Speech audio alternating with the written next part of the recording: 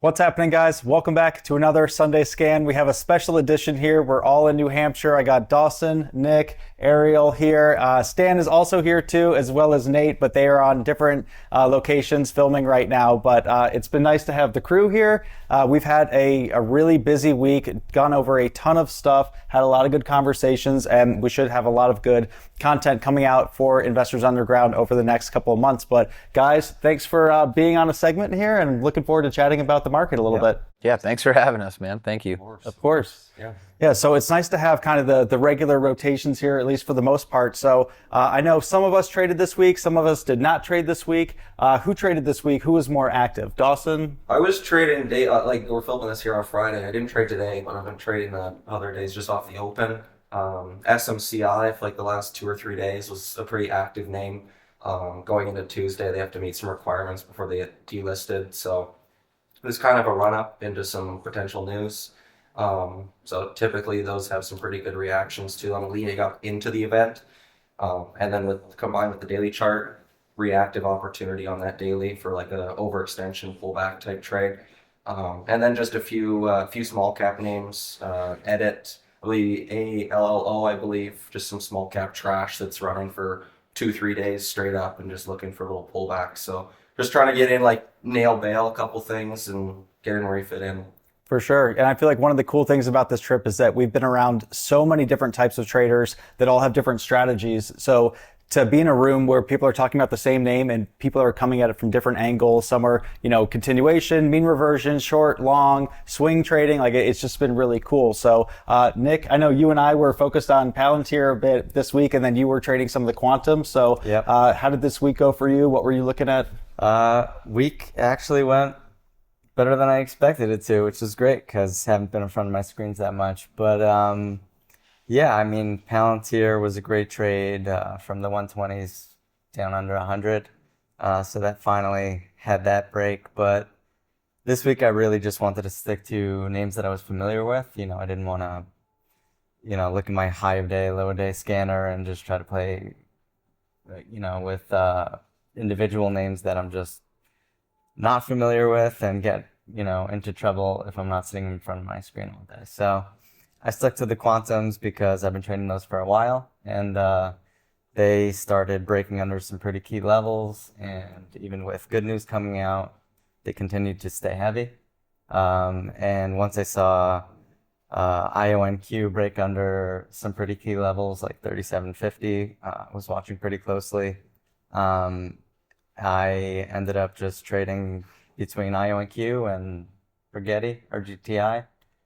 Those were pretty much the two names that I focused on this week, aside from Palantir. Nice. And then Ariel, you've been a little bit active this week, and I know that you have some thoughts on the quantum names as well. So what's been your read on the market? What are you paying attention to right now? Yeah, I mean, in particular on the swing side, obviously the Chinese equities continue to act really well. Alibaba kind of propping up that whole, Chinese equity side of the market. For instance, my HIMS finally got very overextended and took a really ugly spill today. But yeah, even on the quantum side, it does feel like they're on the backside of their move. You've got the General Dynamics news for IONQ. You had the Microsoft news for the quantum theme. And then today, I guess there was just some news that they completed their ion trap. And again, it's either the market itself, which is a little bit heavy at the moment, and really it's been choppy since mid-December. But you just get all this good news, and it just feels like IonQ can't prop itself up anymore. It can't get above key moving averages. And yes, 3750 was definitely an area of interest. So good news, good news, good news. You can't take it higher. The reality is sometimes when you go from 10 to 50, you either need a much longer base or the moves are done. And so that's kind of what it feels like with these quantum names. And then particular, maybe something on like the mega cap side, maybe a little bit of trader news being circulated that Microsoft is, considering potentially doing a little bit less CapEx spend. And then if, that's true, we talked about it off camera, how that'll affect potentially some semiconductors, your AVGOs and your NVIDIAs of the world.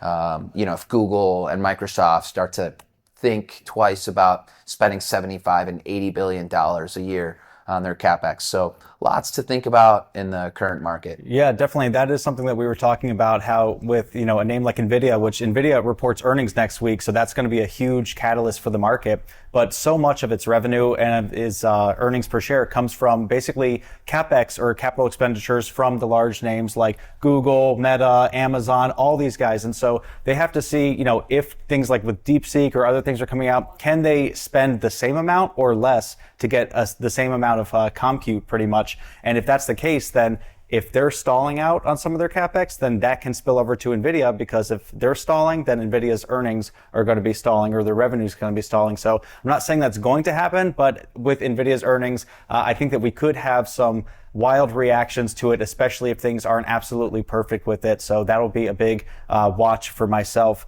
into next week. And Dawson, you know, were you focused on any of the larger names as well, or mostly the smaller names in this market besides SMCI? Yeah, I traded HIMS as well. That one was the same kind of setup SMCI had, where it was going 3-4 days in a row and just looking for that mean revert pullback. There was a couple other smaller cap names, but between like HIMS and SMCI, that was my main focus. That had a bunch of volume and range, which is pretty much what I'm looking for, just volume and range and some levels to trade off of. So between those names, we're out here having a good time with a bunch of traders, so I'm not looking to do too much. So if I can get in and out, nail bail a couple trades, then I was just focusing on less is more this week. Yeah, definitely. And, you know, speaking of this week, Ariel was saying that the market's been heavy today. So this is MOPEX Friday. So that's monthly options expiration. That's something that I bring up every now and again. And it's basically, you know, you have these cycles where if you have, especially in large cap names, the market's been trending one way for a while. Typically, you have the best mean reversion trades around that MOPEX date. And why that happens is that as the large names are all drifting up, as you have call buying associated with that, a lot of times the biggest expiration is that third Friday of the month. And so you can see names like Meta that were trending up for weeks at a time. I mean, 20 days in a row. 20 days in a row. All that, you know, buying, the call buying and everything, that all leads up to some kind of like crescendo. And that is, you know, the MOPEX week, and usually like around the Thursday, Friday. But if you look at Meta this entire week, pretty much, it started, you know, it's like the analogy of the tide going in and then the tide going out. And the tide was going in all month. And then this week it started to come back out as those calls decay, as the hedging from that also weighs on it. So with things like Palantir, that was a big driver. So, you know, knowing something that was up a lot, had a lot of call activity with it. And then we were watching for basically, you know, could this break on its own? And then it ended up getting a catalyst. And that really is the thing that was able to, you know, flush that vulnerable situation based on supply and demand down. So that being said, I'll give the disclaimer now, and then we'll get into maybe one name that we have on watch for the week. And then I'll have a much more robust written description on Scan this week, just because we've all been running around. So I want to make sure that we have a thorough part in the written section. So none of us are financial advisors. These are not buy or sell recommendations. All this is for informational and educational purposes only. So Dawson, anything on your radar for the upcoming week?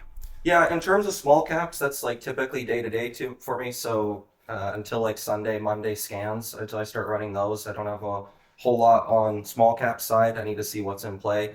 But on the large cap side, like I said, SMCI's got a catalyst into Tuesday.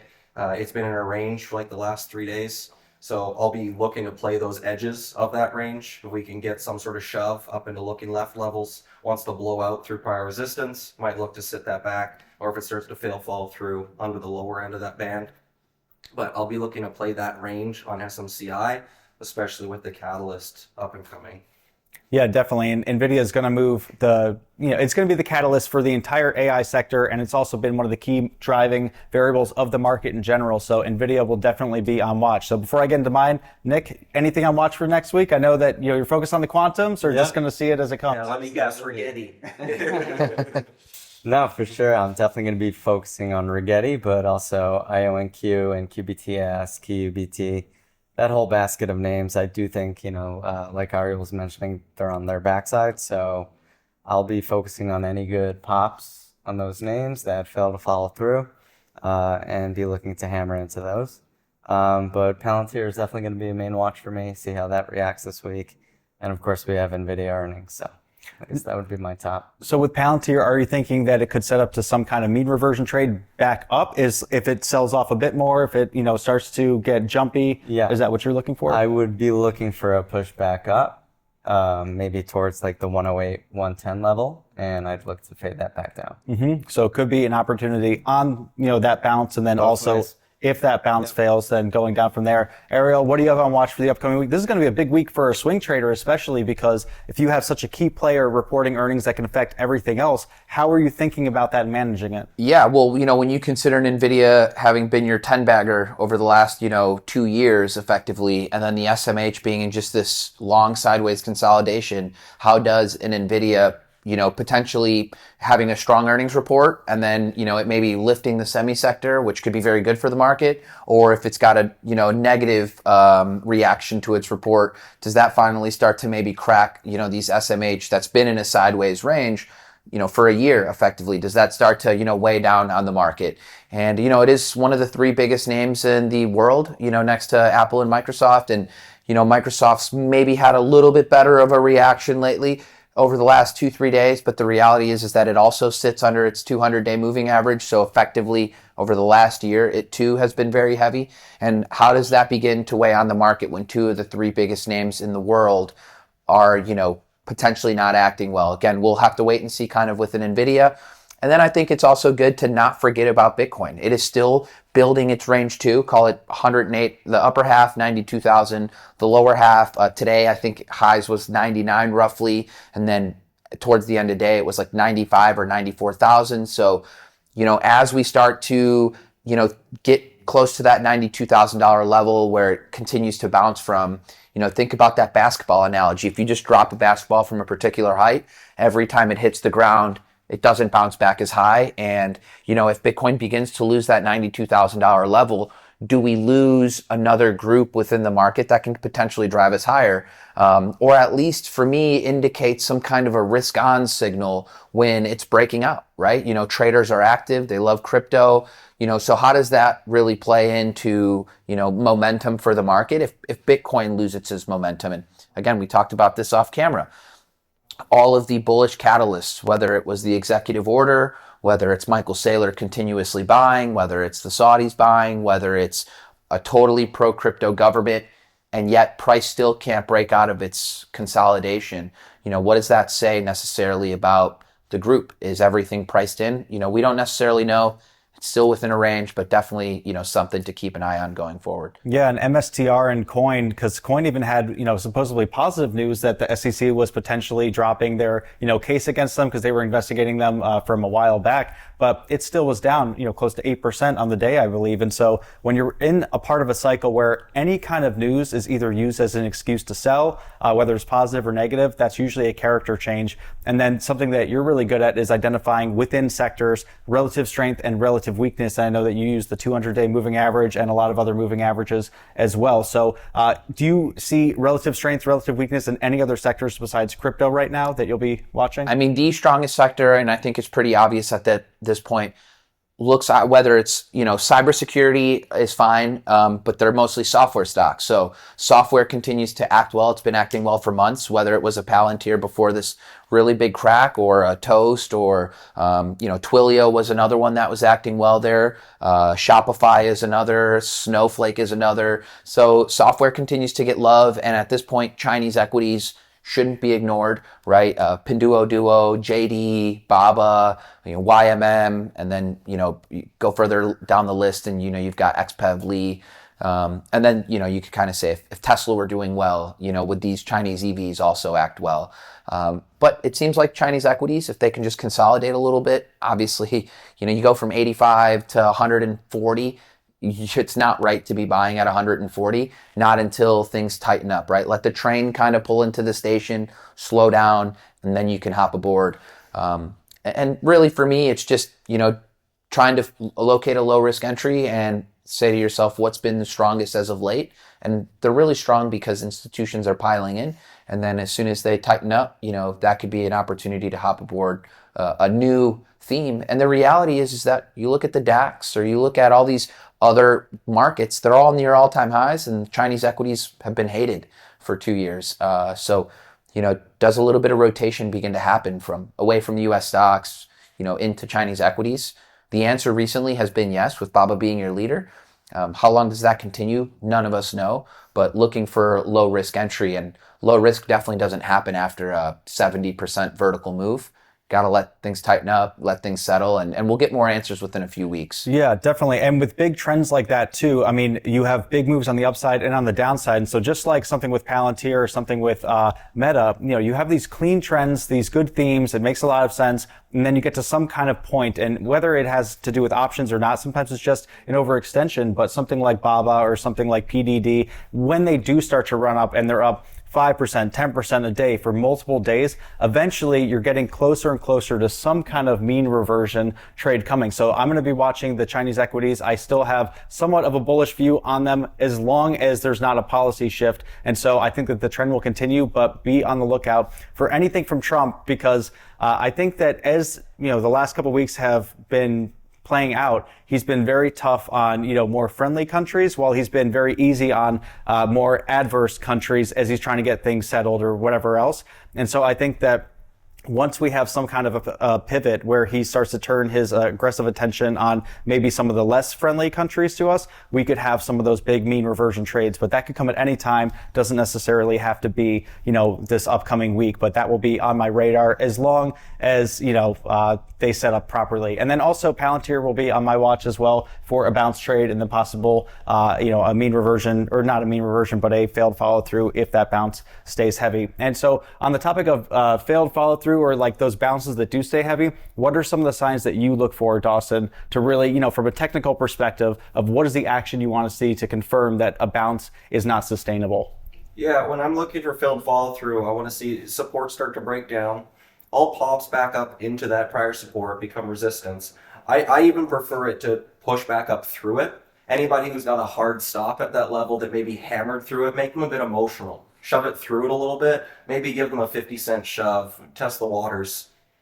And once you see it push through and slam back down, and then you see it start to stay heavy, now you get lower highs versus that little exhaustion level. So support becoming resistance, maybe a couple exhaustion candles, and then start to get some lower lows, start to confirm that thesis. So that's what I look for. And then Nick, same question to you, but also how does time of day really impact some of these moves? Because you're really good at playing like, these bounces and these fades, but a lot of times you're looking at what time of day is it? Is it, 9:45, 10 a.m. Yeah. Or is it later on in the day? How are you thinking about that? I find typically like when I'm looking to short into levels like that, the best time to do it is early in the morning.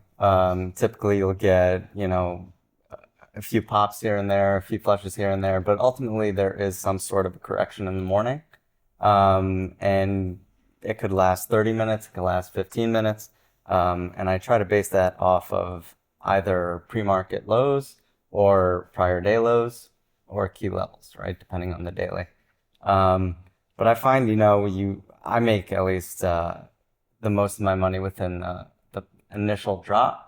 And then once I see things start to tighten up and reverse a little bit, take off the position and wait essentially to see if it stays heavy. And sometimes, in a lot of cases, I see things stay heavy for the first 30 minutes and then completely reclaim the entire move and grind up throughout the day. So I don't like to just take a position at 9:30 and guess that it's just going to go down and stay there in my direction. But, I'll put on a starter position and see if it stays heavy. And if it does stay heavy under key levels, I'll add to it. Like Dawson mentioned, it comes back up into key levels. It could be VWAP or prior resistance or support.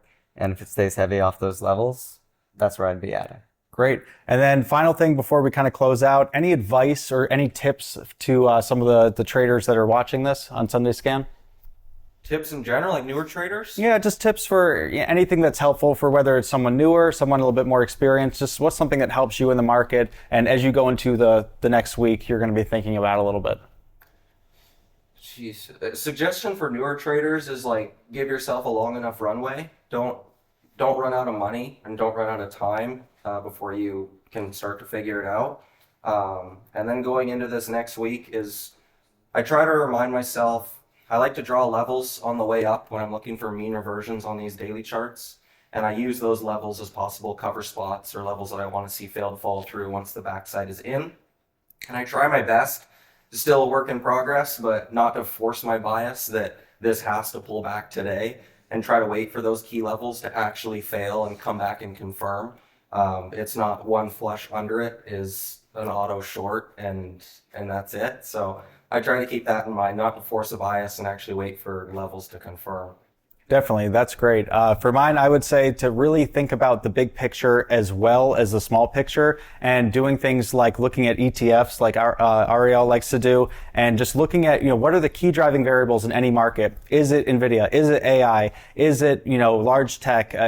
How are banks acting? Something like that. And you just start to put together a piece of, tech is starting to fade a little bit. China is starting to ramp a little bit. Banks are starting to change character, and just kind of building that picture and then zooming in very specifically on what is your setup? What are you trying to do? How, is it demand driven? Is it supply driven? And then you just dial into something that really makes sense. So that's something that I'll be thinking about into the week ahead. Nick? Yeah, absolutely. I mean, I'll definitely be looking at, where we're at with NVIDIA earnings this week, and I think that's going to be a big tell of where we're headed in the future. But in the meantime, I'm going to stick to familiarity.